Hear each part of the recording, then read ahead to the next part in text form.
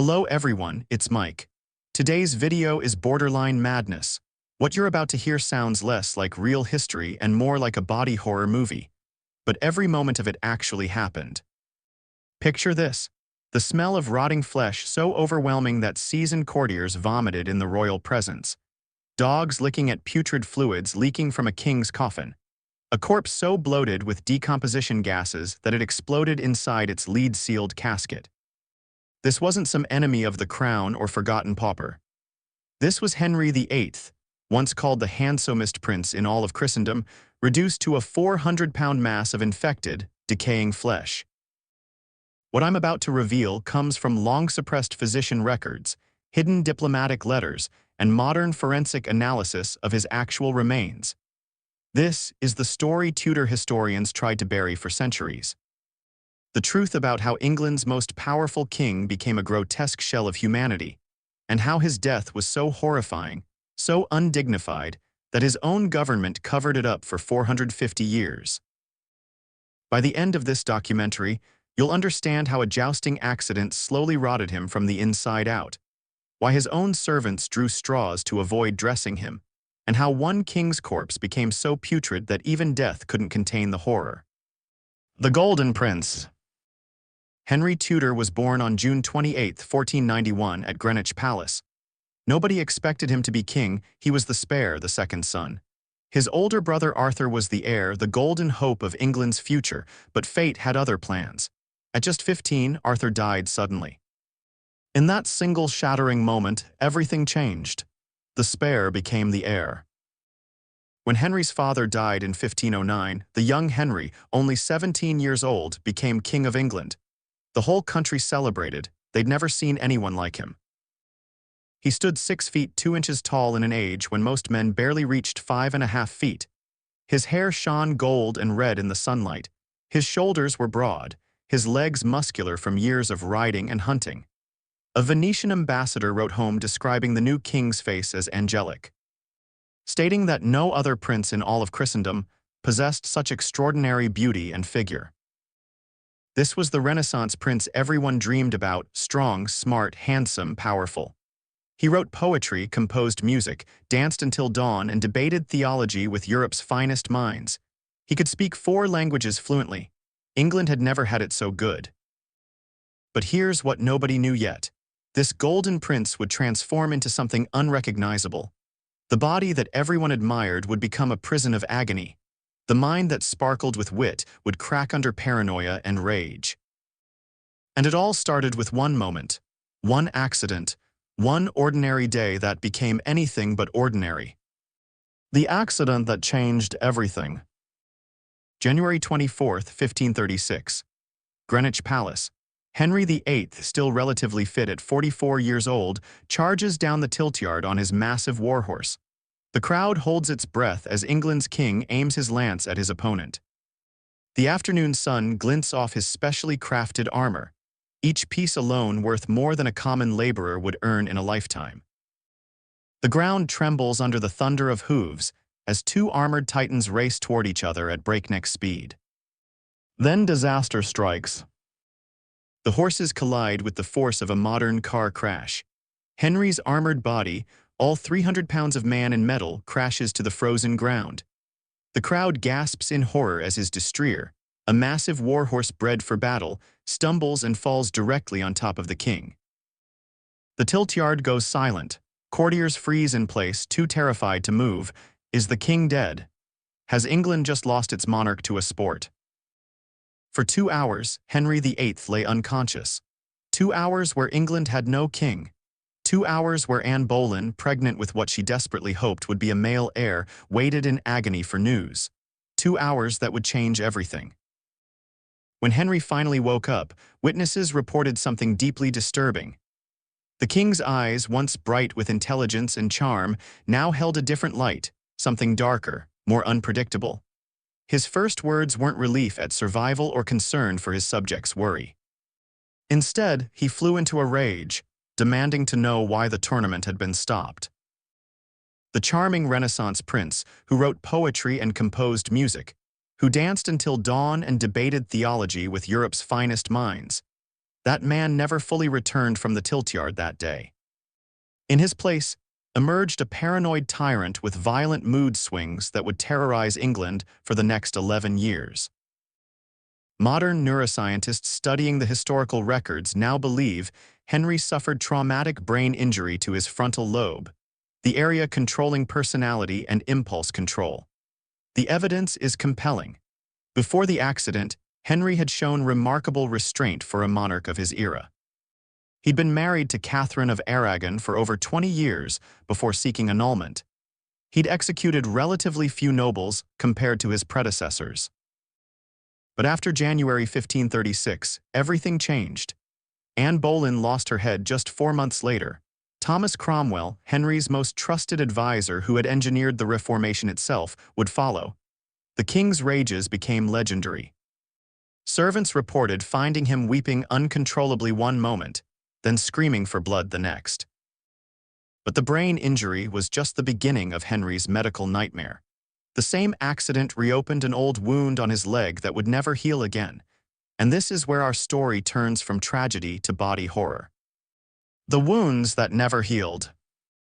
The 1536 accident tore open an old injury from a previous jousting fall, leaving a wound the size of a tennis ball on Henry's right leg. And in Tudor England, without antibiotics or understanding of infection, an open wound was often a death sentence, just a very slow one. Imagine living with open sores on both legs, not for days or weeks, but for 11 years. Constantly weeping pus, never fully scabbing over. The pain so intense that even the gentlest touch of silk bedsheets would make you scream.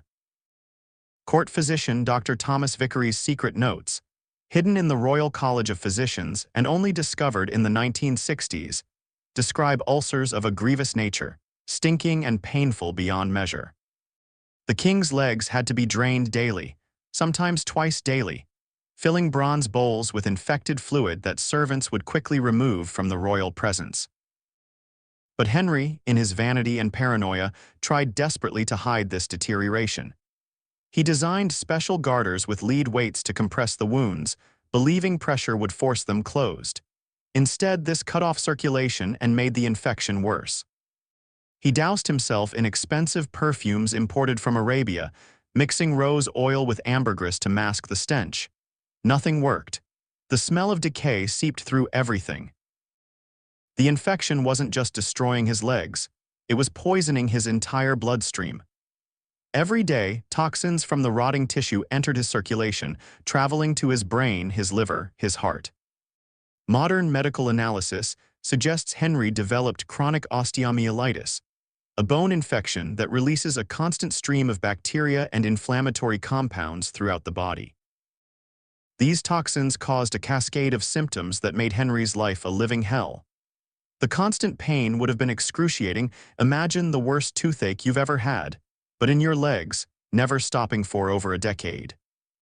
The fever would come and go, leaving him drenched in sweat one day and shivering with chills the next. But most devastating were the neurological effects.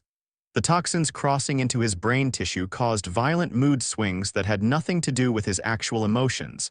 One moment he might be laughing at a jest, the next, ordering the jester's execution. Paranoid delusions became commonplace. He began seeing enemies everywhere, convinced that servants were poisoning his food, that his wives were committing adultery, that foreign assassins lurked in every shadow.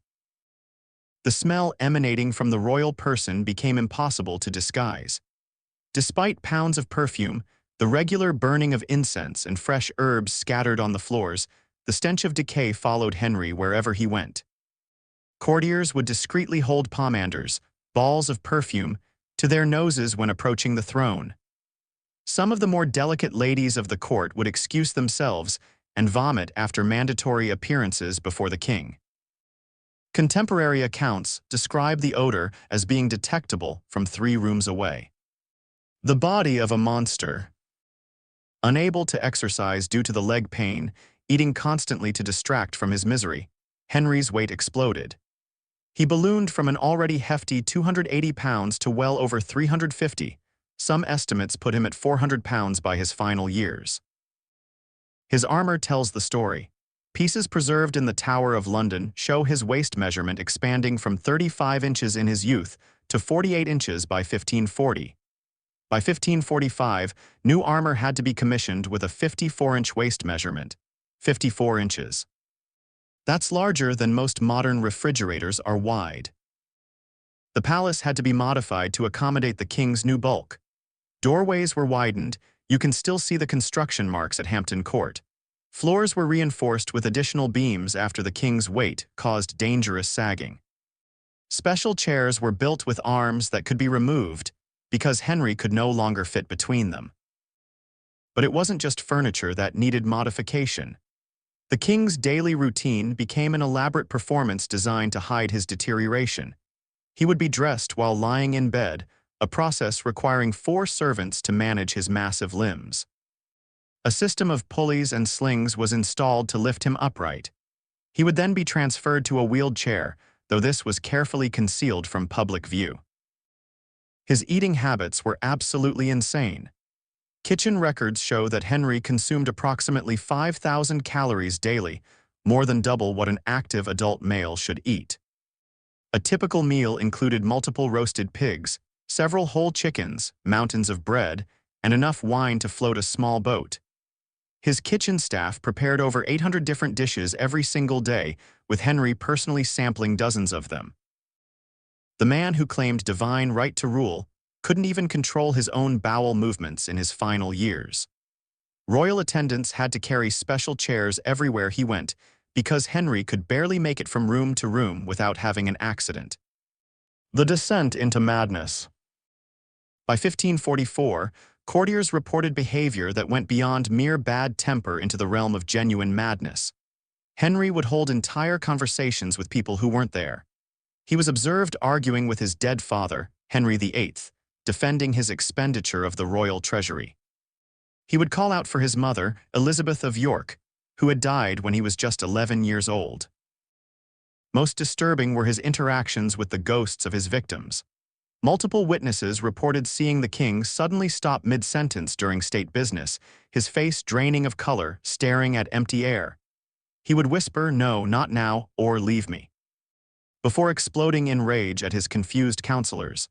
One particularly detailed account from the French ambassador describes Henry suddenly screaming at an empty chair during a state banquet in November 1546, ordering it to stop laughing at him. "You dare show your face at my table, witch?" He screamed, pointing at nothing. The court sat frozen as Henry continued his tirade against what he clearly believed was Anne Boleyn's ghost. "I took your head once, I'll take it again." He then collapsed back into his chair, seemingly exhausted, and resumed eating as if nothing had happened. Henry's paranoia reached extraordinary heights. He became convinced that his servants were trying to poison him through his leg bandages. He would demand that the pus-soaked dressings be brought to him for inspection, sniffing them suspiciously before allowing them to be burned. He hired food tasters not just for his meals, but for his medicines, forcing unfortunate servants to apply his ointments to their own skin first to test for poison. Court records from those final months paint a picture of a court in terror. Courtiers developed an elaborate warning system. Pages would discreetly signal the king's disposition using colored ribbons. Red for rage, black for depression, white for the increasingly rare moments of calm. The final decline. By Christmas 1546, Henry had become something barely recognizable as human. Contemporary accounts describe a massive figure propped up in his throne, unable to stand without assistance. His face had swollen to nearly twice its original size, the features distorted by fluid retention. His eyes, once a bright blue that poets compared to summer skies, had become yellowish and bloodshot, sunk deep in pouches of discolored flesh. His skin had turned a sickly yellow from liver failure. His tongue swelled so badly he could barely speak, his words coming out as wet, gargling sounds that required his closest servants to interpret. His breath smelled of rotting meat, a sign that the infection had spread to his digestive system. January 1547. Whitehall Palace. Henry VIII entered his final decline. The ulcers on his legs had grown beyond anything the physicians had seen before. Dr. Thomas Wendy's suppressed medical notes, discovered in a private collection in 1891, described wounds so deep that bone was clearly visible. The flesh around the ulcers had turned black, clear evidence of gangrene setting in. Windows had to be kept open despite the freezing January weather because the stench of decay would fill any closed room within minutes. Servants fainted while changing the king's bedsheets. His legs had swollen to such an extent that the skin split in multiple places, weeping clear fluid that soaked through dozens of bandages daily. On January 20th, Henry experienced what physicians now recognize as the beginning of multiple organ failure. His kidneys, overwhelmed by the constant flood of toxins from his infected legs, began shutting down. His urine, when he could produce any, was dark brown and reeked of ammonia. His abdomen swelled with fluid, adding to his already massive girth and causing agonizing pressure on his other organs. The king's mental state during these final days alternated between terrifying clarity and complete delirium. In his lucid moments, he knew he was dying. He would beg his physicians to save him, promising them wealth beyond imagining. When they failed to provide relief, he would rage at them, threatening torture and execution, though he lacked the strength to sign the warrants. In his delirious periods, Henry revealed the true depths of his terror. He would cry out for his mother, dead for nearly 40 years, begging her to protect him from demons he saw crawling up from beneath his bed. He would have conversations with his brother Arthur, who had died in 1502, apologizing for taking his throne and his wife. Most pathetically, he would call out for his first wife, Catherine of Aragon, asking her forgiveness, though she had died alone and abandoned 11 years earlier. On January 27th, Henry suffered what modern physicians would recognize as a massive stroke. The right side of his face drooped grotesquely. Drool pooled on his pillow as he lost control of his facial muscles. His speech, already difficult due to his swollen tongue, became completely incomprehensible. England's mighty king, who had once commanded the reformation of an entire religion with his words, couldn't even ask for water. The death no one dared speak. Despite his obviously terminal condition, no one at court dared suggest that the king was dying. English law considered it treason to predict the monarch's death. So physicians and courtiers maintained the facade that his recovery was possible, even when the smell of decomposition was already emanating from his still-living body. Archbishop Cranmer's private diary, discovered in the library of Lambeth Palace in 1983, provides the only eyewitness account of Henry's final hours. The archbishop had been summoned to provide last rites, arriving at the palace near midnight on January 27th. What he found in the royal bedchamber shocked even this experienced clergyman. Henry was experiencing seizures so violent that 6 men had to hold him down to prevent him from injuring himself further. His massive body convulsed with such force that the reinforced bed frame cracked. Between seizures, he would vomit black bile, a sign that his digestive system was hemorrhaging internally. The smell was beyond description. Cranmer wrote that he had to excuse himself twice to vomit. During brief moments of stillness, Henry's eyes would focus on things that weren't there. He cried out for his dead children, the miscarriages and stillbirths that had plagued his desperate quest for heirs. He begged them to forgive him. Then his voice would change, becoming high and terrified as he screamed about flames, demanding that someone put out the fire that only he could see. As the clock approached 2 o'clock in the morning on January 28th, Henry's breathing changed to what medical professionals call the death rattle, a wet, gurgling sound as the lungs fill with fluid. Cranmer, following Protestant doctrine, asked the dying king to give a sign if he trusted in Christ for salvation. Unable to speak, Henry squeezed Cranmer's hand once weakly. Then his grip went slack. At 2:07 a.m., January 28, 1547, King Henry VIII of England was dead. But the horror wasn't over. In fact, it was about to get much, much worse. The corpse that wouldn't stay still. Henry's corpse began decomposing with shocking speed. The infection that had ravaged his body for years didn't stop with death, accelerated. Within hours, his already bloated body swelled even larger as bacteria produced gases inside the corpse. The smell impossibly grew worse. The Privy Council, led by Edward Seymour, made the extraordinary decision to keep Henry's death secret for 3 days. This wasn't just political maneuvering. They needed time to figure out how to handle the rapidly deteriorating corpse. The body was too large and too decomposed to display publicly without causing scandal. Embalmers were summoned urgently, but they faced an impossible task. When they opened Henry's body to remove the organs for preservation, they discovered the extent of the internal decay. The liver was so enlarged and diseased it fell apart when touched. The heart, swollen to nearly twice normal size, was surrounded by yellow fluid. The intestines were black with gangrene.